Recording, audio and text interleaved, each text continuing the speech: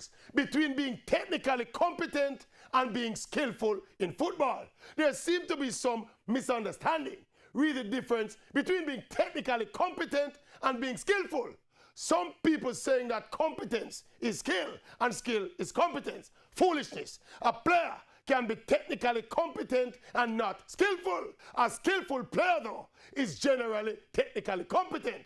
Now, when we talk about technical competence, we're talking about the ability to execute the fundamentals of the game. Ball control, passing, shooting, moving off the ball, etc.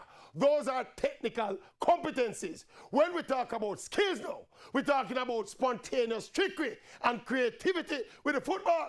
The ability to beat players on the dribble and to do magical things with the ball. That is what we call skill. There are many players with technical competence in the basics who are far from skillful. You can find players dime a dozen who can run and pass and shoot. But the real merchants of skill in football are like diamonds and gold.